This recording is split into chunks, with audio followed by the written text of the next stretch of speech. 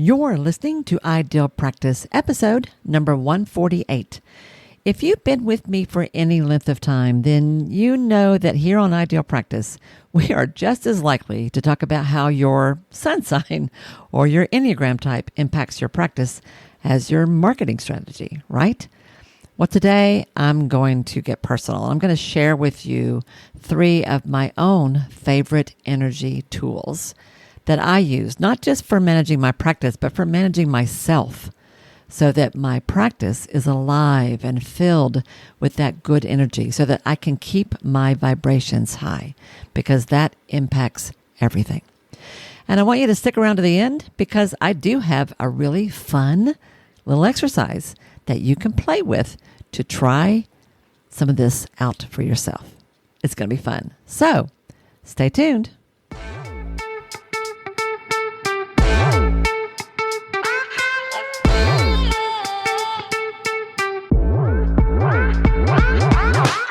Hi, I'm Wendy Pitts-Reeves, and with over 2 decades of experience in the private practice world, I've built my 6-figure business while learning a lot of lessons the hard way. This is the first podcast that shows you how to apply the principles of energy, alignment, and strategy to build a practice that is profit-centered, but people-forward. This is the Ideal Practice Podcast. Hey guys, welcome back to another episode of the Ideal Practice Podcast. This is Wendy Pitts-Reeves, your host. Thank you so much for tuning in. I am so happy to be hanging out with you guys today.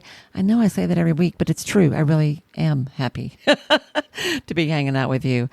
I was looking through some of the reviews that you guys are so kind to share, and I'd forgotten about this, but I wanted to share this with you because it just makes my heart sing when I read this. Sandra wrote a review where she said, I love Wendy's podcast and I'm not even a therapist. That tickles me. She said she has such a great way of interviewing her clients and asking questions that resonate with how to run a successful business. Not only will you receive practical tips and insight, but suggestions about things you've never considered. And y'all, today's podcast probably is going to fit into that. She said, Wendy is fun, personable, and real. Take a listen. You'll be hooked. Well, I hope that's true. I hope that when you take a listen, you are hooked. And I will tell you, the funniest things happen to me, guys. I run into people around town. I was doing some research recently, looking for some therapists to use as a referral for a client of mine, and called somebody I'd never talked to before. And she said, I'm so happy to talk with you. She said, I listen to your podcast all the time. And I'm like, you do? Like that kind of stuff happens to me all the time. It tickles me. So I do hope you enjoy this. I do hope you listen. I do hope you share it with your friends. And I do hope that you'll be hooked. So, and I also hope that you will always find something here that you're not expecting. And I think today's conversation is going to be like that. So let me ask you a quick question. Have any of you guys been listening to a new podcast that's kind of making all the rounds out there called the Telepathy Tapes? A life coach that I have worked with and a dear friend of mine actually turned me on to this podcast, and I have been captivated by it. You can go check it out yourself. It is absolutely fascinating. But the coolest thing to me is that as I have listened to, it's basically kind of like a documentary. It's like an ongoing documentary about looking into the role of telepathy with non-speaking autistic folks. And it sounds a little crazy in the beginning, but if you tune into it, you will find they are super, super careful about how they are exploring this concept.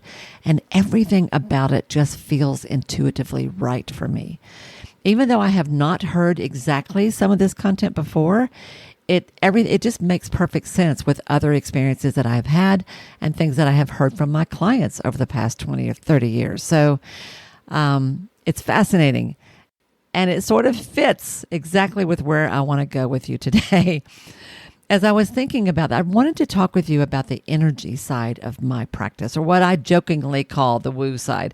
One of my best friends and accountability partners, Michelle Knox, whom you have heard me mention many times here on the podcast, Michelle calls me, her nickname for me is Country Woo. Yes, I'm telling you that. I'm actually saying that out loud on a podcast. Wendy, my little country woo friend, it's very funny, it cracks me up, but it's also kind of true. And it could explain, as you learn more about me, how it is that when I started my group practice and we had rented this beautiful 3-story Victorian house to start the group that I wanted to build, why in the early days there was a particular Saturday morning when you might have seen me and my original business partner and our first 3 or 4 folks that were in the practice, how you might have seen us walking around the outside of our practice with a bowl full of clear liquid that was some combination of, I don't remember what. I know there was vodka. I think there was rice. I don't remember what else. It was some weird concoction that we were sprinkling around the outside of our practice as part of a house blessing ceremony. No, we didn't drink the vodka. We were sprinkling it. And I honestly don't remember what else was in that. And I don't think that was a big part of it, but I know that was one of the ingredients. That's kind of how I roll, people. And like if you're going to do an office blessing, do it right, right? So I want to talk with you about what kind of how I think that would have led me to do something that would have looked really funny if you had driven by our office that morning. So here's the thing. I know that we live in a 3D world. I get that. But science has already shown us that there is much more to the world than we can experience through our senses, right? I mean, even that is something like you can feel wind, but you can't see it. You can feel cold air and warm air, but you can't see it. You can see the impact of it, right? But even beyond that, we know, I don't even have to explain this to you. You know, there is a lot to the universe and a lot to the way that matter and energy forms that universe that we can't begin to see with our senses. Well, although my specific belief systems around spirituality have evolved throughout my life, as I think they do as we grow, I want to tell you, I've always been a person of faith. My specific thoughts about that have changed a lot over the years, but I do believe that the universe, that the energy, that the way the universe is organized is in a beautiful way that is beyond anything that we can actually begin to understand. You know, you can call me hokie if you want to, but I personally believe that the universe is built on love. I'm just going to put that out there. Not typically what you would hear on a podcast about private practice, but what the heck, I am who I am, and I'm not going to pretend otherwise. And I believe that that love, whatever you call it, whether you use words like God or creator or spirit or just universe, which is kind of how I tend to go, the energy with which we are created affects everything we do, right? And we are part of that. We are an active, collaborative part of that universe. Well, long before I ever heard of Abraham Hicks or something called the law of attraction or any of this stuff that's pretty common out there today, I used to tell my former husband, I would say, you know, you get what you expect. You get what you expect. If you expect people to rip you off, there's a good chance they will. If you expect people to be honorable, there's a good chance they will. If you expect things to go bad, half the time they will. If you expect things to work out, they will. Now, I'm not naive. I've been on the planet a long time.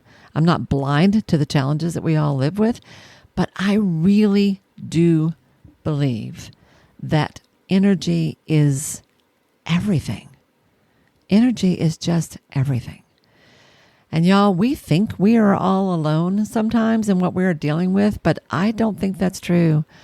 I believe that we are surrounded by help of all kind, seen and unseen, if we are just willing to ask for that help. And, you know, if you're going to run a practice, you're going to run into so many things along the way that just challenge you like nothing else. And you will learn how that you have to dig deep sometime to find your way through something that feels impossible. And you will learn that you have to ask for help. You just have to. But the good news is we're not alone, and help is all around us, whether it's in our colleagues, whether it's in a coach, whether it's in something you find online, or in my belief system, whether it is around you even when you can't see it. That's just kind of how I roll. We are not alone.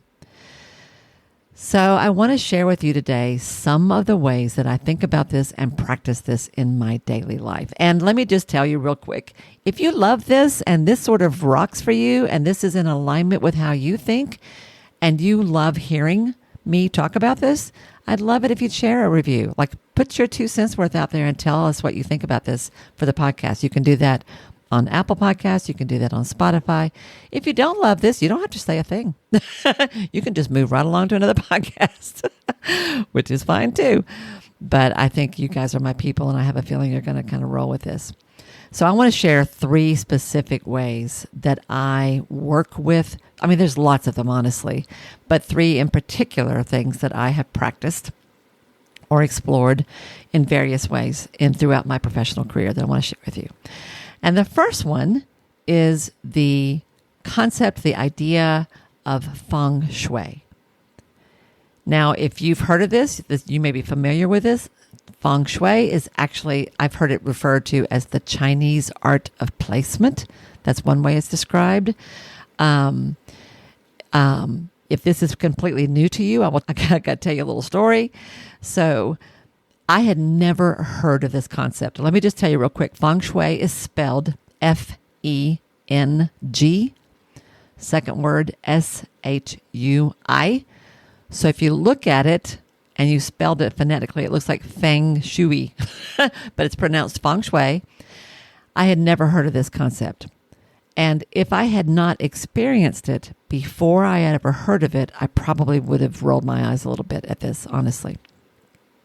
Although now, today, I think intuitively it makes sense also. But I was first exposed to the idea of feng shui when I went to visit the home of the parents of my best friend, a really, really close friend that was like a sister to me in my, say, 20s and 30s. There was a period of time back then when a whole group of us, women friends from the hospital where we worked, would a couple of times a year go hang out at her parents' house. They had this gorgeous stone house that was built on top of a mountain outside of Asheville, North Carolina, deep in the woods. It was a beautiful, beautiful, beautiful place.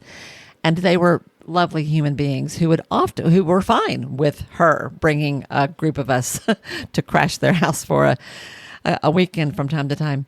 So I had been to this house many, many times. And it was already had this like really, really precious energy just because of the kind of home it was, the kind of people who lived there, where it was. But over the years, the time came when eventually her folks passed away as they got older. That home remained in the family, and they were in the midst of a transition where they were trying to figure out what to do with that property. And they had a family friend who came to stay there to basically sort of take care of the place for a year or so while they were sorting all that out.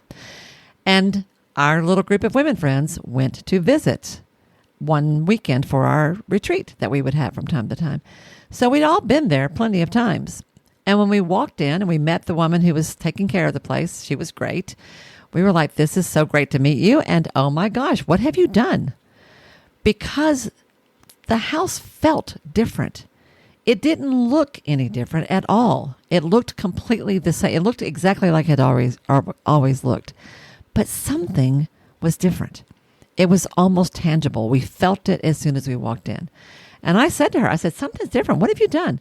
You know, it's kind of like that thing where somebody looks different and you say, did you get new glasses? You know, it's like that kind of thing. I could not put my finger on it, but I knew something was different. It felt really great in a new way. And she said, oh yeah, I had the place feng shuied. And I said, feng shuied? Like, you did what? And she said, I had a feng shui consultant come out and we changed a few things. And I'm like, what does that even mean? I'd never heard of it. Well, long story short, I became fascinated by that concept. I ended up reading some books about it. I began looking for local consultants who were experts in it. I had somebody come out and do a consult at my house to show me what I could do to make the energy work better in my house. And when we established our practice, when I got that group practice started, my business partners they're like me. And we found a top-line feng shui consultant who lived in the area at the time. She's moved on, I think. I lost touch with her.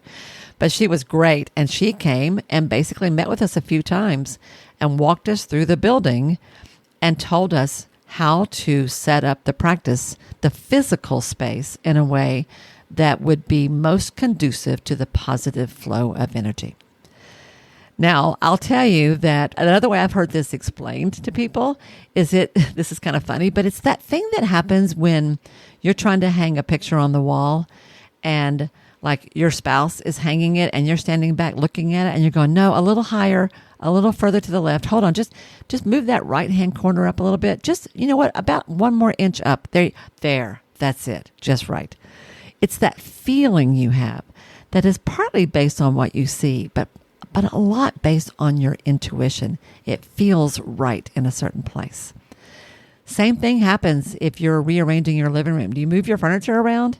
Have you found that if you move it one way, things feel kind of blocked or cluttered or like you can't get through the room? You move it another way and it's like it just sort of flows. Half the time you can't explain it. It just feels different. That's what feng shui is. It is the art of placement. Whether you are applying this to the top of your desk, how you have things arranged, whether you're applying it to your physical office, or for that matter, your whole property, right? So at my practice, some of the ways that this impacted what we did was, for example, this is so interesting. So the concept of feng shui is laid out on a grid. I need to find someone to come and do an interview about this. I will add that to my list of people to find. But it's basically laid out on a 9-square grid, kind of like a tic-tac-toe grid. And imagine that you lay that grid on top of your desk or on top of your house or on top of the room you're in. And each of those grids is aligned, each of those squares is aligned with a different aspect of energy. And each of them has certain elements that work well in those grids according to the principles of feng shui. I am so not an expert in this. I'm not even going to try to explain it. I'm just going to tell you that in real life, what this looked like for us was the room that my particular office was in this 3-story Victorian house, was aligned with a specific square on that grid. And the consultant told me what colors to use in my space. And one of the colors that she recommended that I use was sea foam green. That's a very light, specific kind of almost like a mint green in a way. I would never in a million years have chosen that color. But do you know that because green was associated, a certain kind of green was associated with that particular spot on this grid, I followed her advice and it worked. It worked better than I would have ever imagined. It's also why we had, think what you want to, it's why we had a single crystal hanging on a 9-inch thin red ribbon in each window in the building. It's why when you first walked in our front door, you were in a small little foyer area and there was a wall in front of you, and just to the left of the wall, the hallway went straight. So you walked in the door, you're in a little sort of rectangle space. There's a wall in front of you, like a half wall. I mean, floor to ceiling complete, but left to right, half wall on the right-hand side. And the left-hand side is the hallway going straight. Well, that is a visual block when you walked in the front door. So she recommended, and you don't know it, but it feels like a block. She recommended that we put a mirror on that wall, which gives you the impression of open space. So there is no block. Well, we did that. And sure enough, it made a difference in how it felt when you walked in the door. Those are some tangible ways that feng shui worked in our office. And I'll tell you that when we did this, it seemed kind of silly at the time, some of the things that this consultant recommended, like the 9-inch ribbon. I'm not going to go into what all of that meant. I'm just going to say that when we followed her principles, it worked. It worked in the way it felt. It worked in the way clients responded to the space. It worked in all kinds of ways, tangible and intangible, that I don't have time to go into, but it was fascinating. And I became a believer, and I have used that ever since. Energy is everything. And when the principles of feng shui are put in place, your physical space literally feels better. it will just flow. It's kind of amazing. And like I say, if I hadn't felt it before I'd ever heard of it, I probably would have rolled my eyes. And you can call this just sheer design principles, except that some of the things that this woman recommended are not what I would have thought of from a design point of view. So that's a thing that I follow. And I don't have a specific resource to recommend for you because there's so many of them out there. I'm just going to say Google it, do your own homework, find something that resonates for you. But if you have never had a consultant come or read your own books, but figure out how to apply the principles of feng shui to your physical office, I totally would recommend doing that. That's one of the first energy things I ever experienced in my life. So I wanted to start there.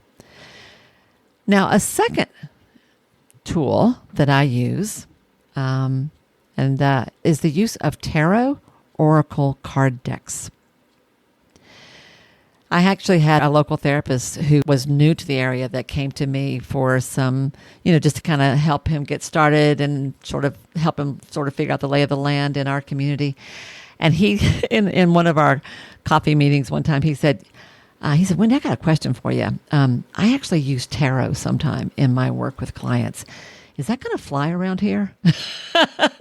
Because I live in East Tennessee. It's a fairly conservative part of the country. And, I'm in the Bible Belt. So I understood why he was asking me that. And my answer to him was that if you are working with your ideal clients, that's part of who you are. And so, yeah, it'll be fine with your people. If it's not, they're probably not your ideal client. But it is part of who he was. Well, I don't do that in my work, but I do personally have, a handful of favorite card decks. I will say there's a difference between a tarot deck and an oracle card deck. And I have learned enough over time to know that to read tarot, really, you've got to be trained in that. There are so many fairly complicated aspects to it. I do have tarot decks, but I don't trust myself with them. I don't trust that I will understand them properly. So I actually don't use that personally as much, although I have had plenty of tarot readings over time, and they've always been amazing to me and how helpful they were. But personally, I use oracle card decks. I think, if you're a therapist, we think in metaphor, right? Everything is a symbol if you're a therapist. Like the running joke for a therapist is sometimes a banana is just a banana. We see everything as a symbol or a metaphor for something else. That's essentially what this is. I use oracle decks as a grounding tool. I use it as a type of guidance to help me remember and tune into what matters most for me right now. I mean, there's lots of ways to play with these decks, y'all. The way I do it, sometimes I go through a period of time where this is part of my daily journaling and meditation practice, which is also, those are other energy tools I use, but where I will just pull a card for the day. And I will tell you the key to this being helpful to me, because I've tested this. If I do this quickly or casually, if I do it without taking time to get kind of tuned in first, it doesn't work. It doesn't resonate. It's kind of like, what? It means nothing. If I take a moment to center myself, to do a little bit of breathing, to do a little bit of meditation, to just kind of like tune into my own core, sometimes I may place my hand on my heart. I make sure my feet are on the ground. I just sort of like look inwardly, and I will ask, what do I need to understand or know about this situation that will help me? What do I need to understand or know about whatever it is that's on my mind? So if it's just for the day, I might just sort of pose the question to myself or to the universe.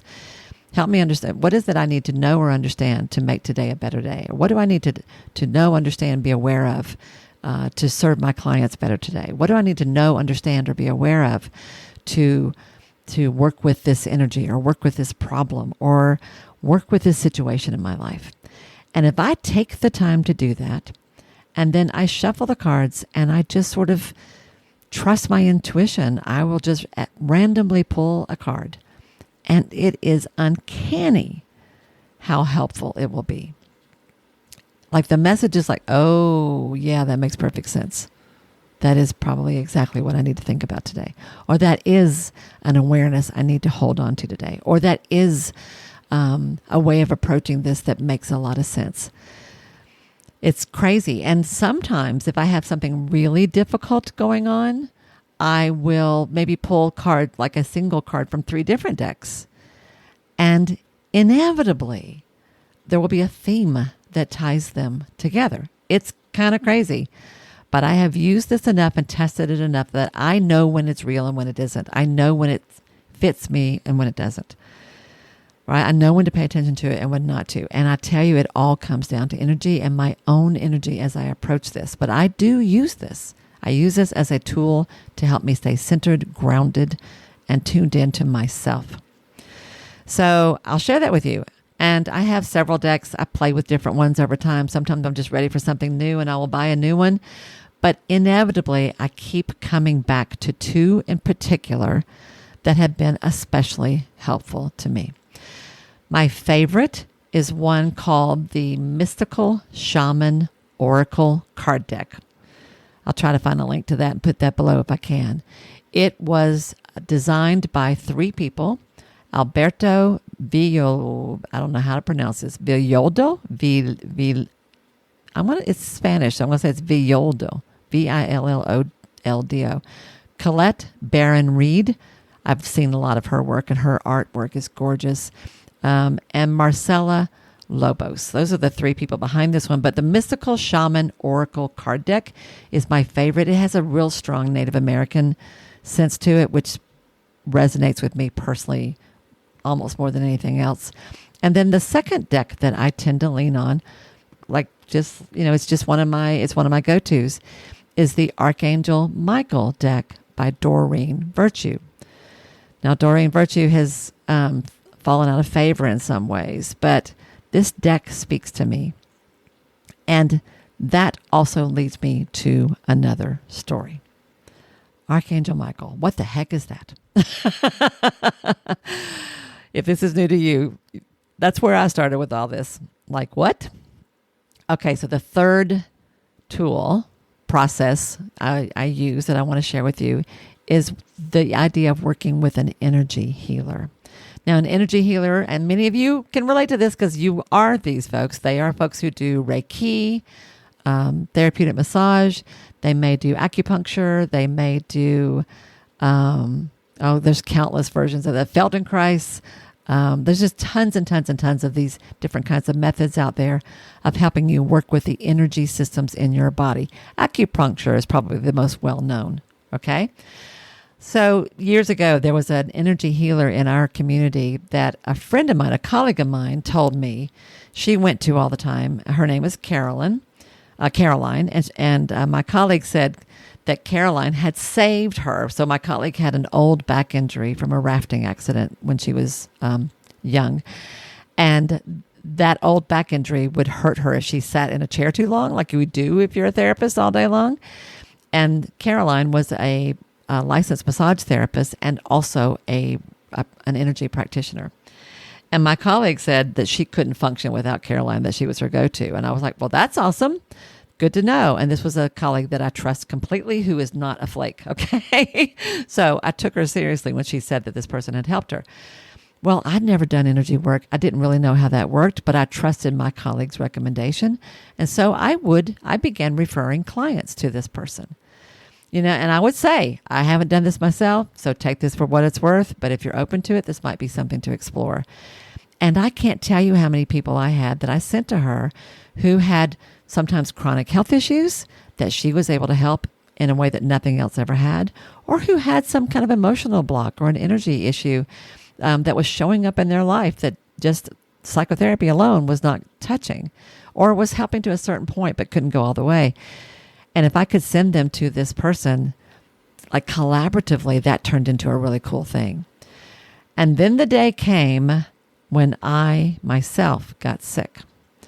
I was hospitalized this was back in 2013, 2014, so it's been a while.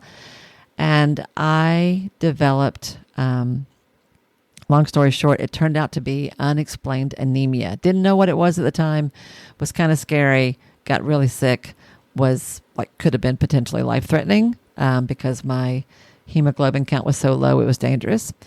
But I ended up in the hospital for 3 or 4 days and went through a whole series of things to try to figure all that out.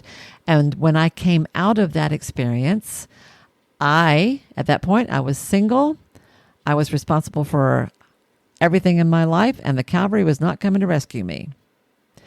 And I was like, I have got to do whatever I can to stay healthy because I have a business to run. I have a home to take care of. I have kids who count on me. I cannot risk I don't have time to be sick.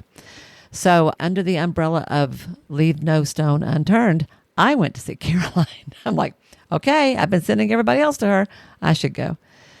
Well, it was a magical experience. I cannot tell you the level of relief that I experienced by going to see this person.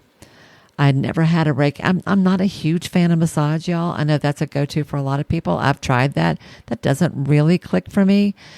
But Reiki, man, that was something else. And I came out of that experience feeling like all these knots had been untied that I didn't even know I had. And here's the funny thing that happened that I certainly did not expect. When I've forgotten, I don't think this was our first session. I think it was probably like the 3rd or 4th time I went to see her because I began to go see her on a regular basis and did up until she retired many, many years later. But somewhere along the way in that first period of time that I was working with her, at the end, she would describe for me what her side of the experience was because, we didn't talk. It was just this beautiful, quiet way of being that was just, I just can't tell you how awesome it was. But at the end, she would share with me sort of feedback on what she was picking up from me energetically and what she had helped clear energetically. And at one of those sessions, she said, that was really powerful. Did you feel that? I'm like, well, I felt something. I don't know what it was, but it was great. And she said, yeah, Michael was here. And I said, Michael? Who's Michael? And her office at that point was a little room in a little tiny house in an older part of town where there were lots of little houses, many of them owned by therapists and therapist types who were running little practices. It was that kind of a place. Many of you probably have a place like this in your town. And so it was not unusual to be in her space when I would hear people coming in and out of her front door to her waiting area to see other folks in that building, or even people next door, the house that was next door. So when she said Michael was here, I thought she meant other people in the building. And I said, who's Michael? And she said, Archangel Michael. And I went, what? And what she shared with me, I'm sure she didn't tell me this in the beginning, but this was like a little bit ways into our relationship. But what she shared with me was that often when she was working with people, she did not see, she was not clairsentient is the ability to hear, to know things. Clairaudient is the ability to hear things. She often would hear Archangel Michael speak to her or guide her in some way. Now, I knew nothing about this. I had to go read up on this. That sort of opened my eyes to a whole new world I'd never heard anything about. But she said Archangel Michael was here, and he said for me to tell you this. Well, I'll tell you, I was quite captivated by that because the message that she shared with me that day was all about, and she knew she didn't know nothing, but she knew very little about my work. The message that came through that day that she wanted to share with me was 110% nailed into an issue I was having with my work at the time in a way that like brought tears to my eyes because it was, imagine like the perfect advisor, the perfect guide showing up in your office to tell you exactly what you needed, exactly when you needed it. That it like sort of takes your breath away with how perfect it is. That's the kind of experience this was. After that, over the course of my work with her, from time to time, that would happen again. And y'all, I'm not going to go into the specifics because it's not important here. I'm just going to tell you that there were some really, really tough times in my life over the next few years where the message that she received and then would share with me was beyond perfect for what I needed in that moment. And because of that, that's why I have learned to pull on that card deck, because often the message I get when I pull a card is what I need that day. So take it for what it's worth.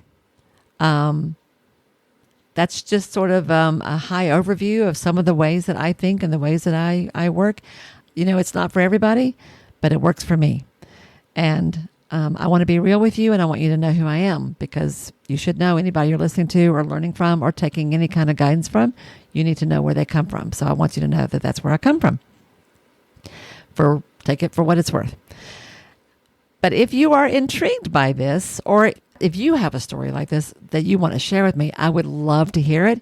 If it's okay with you, I will be happy to share it in a future episode. If you guys want to write to me, send me an email, wendy@wendypittsreeves.com, and tell me if you have had things like this happen for you, or if you have sort of an energy way that you work with your practice, a favorite practice, a tool, a system, a process that you use.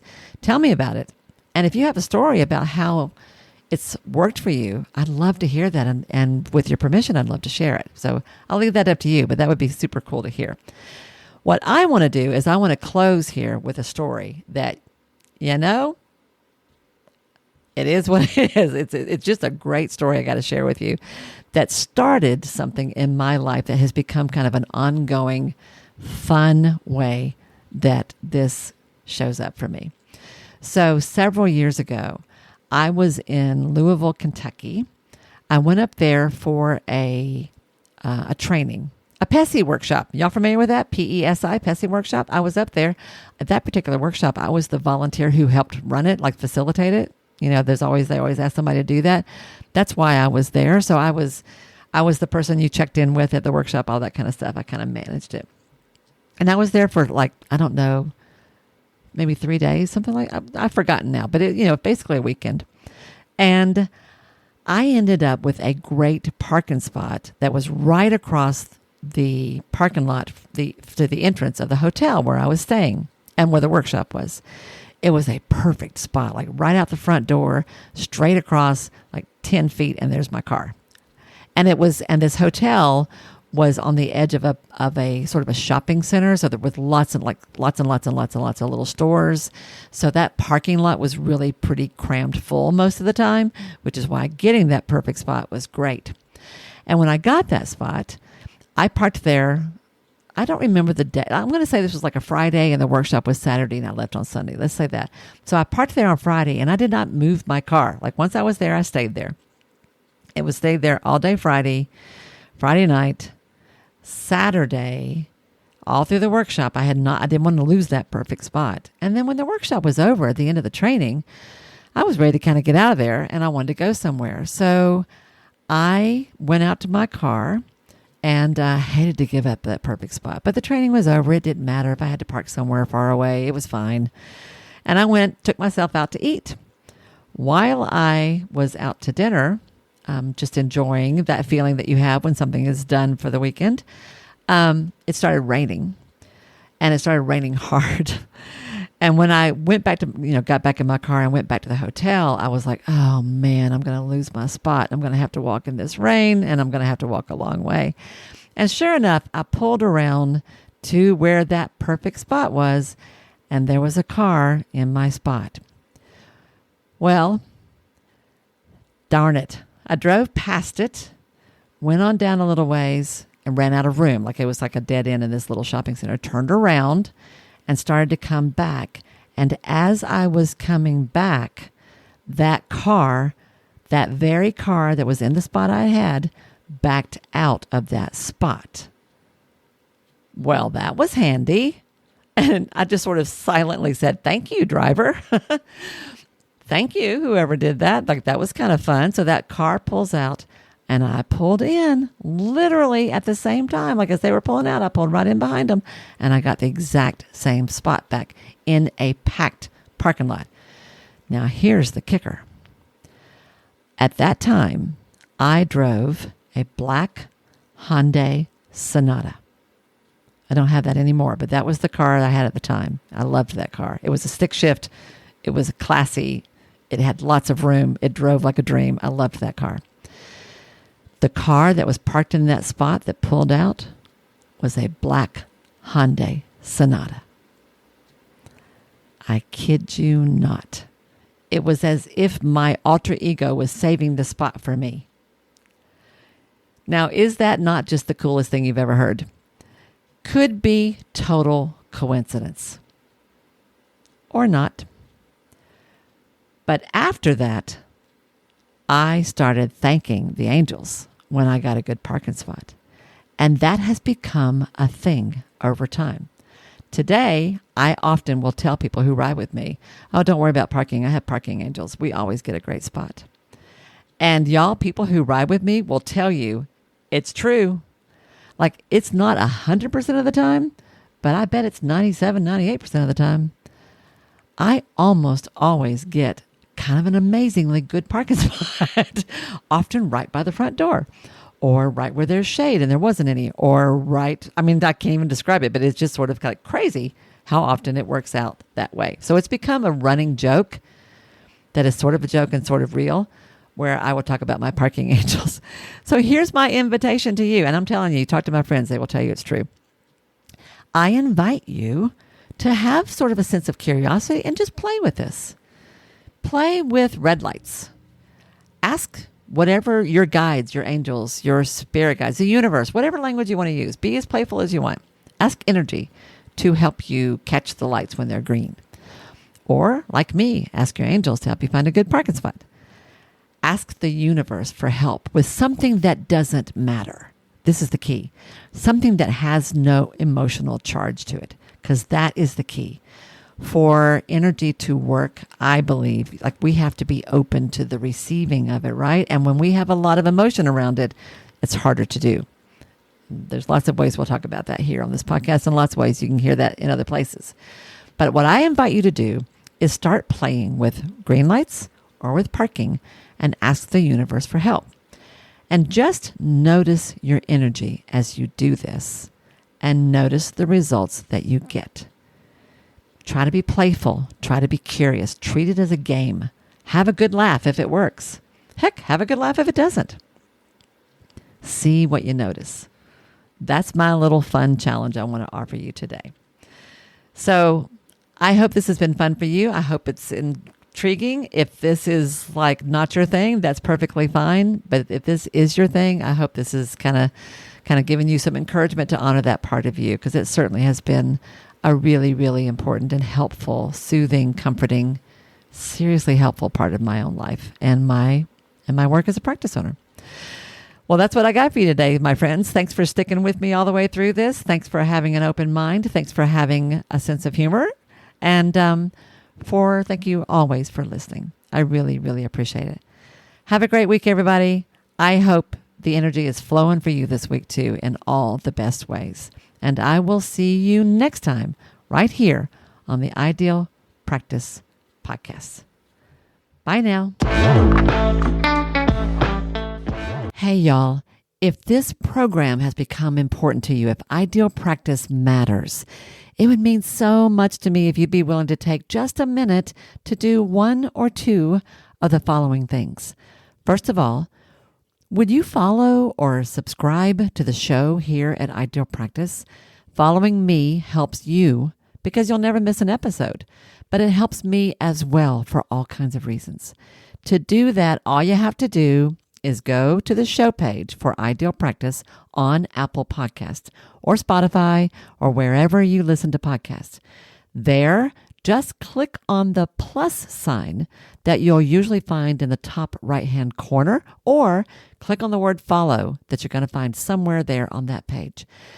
Of all the things, this really is the most important thing you can do for the podcast itself.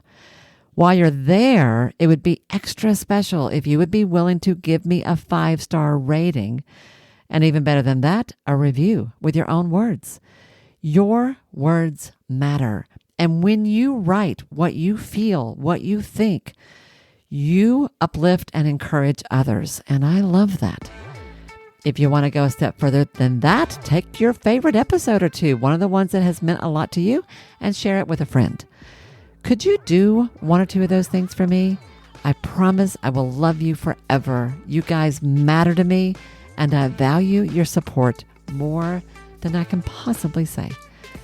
Thank you, sweet friend, for anything you can do to help me out and support the show. I'll see you again soon.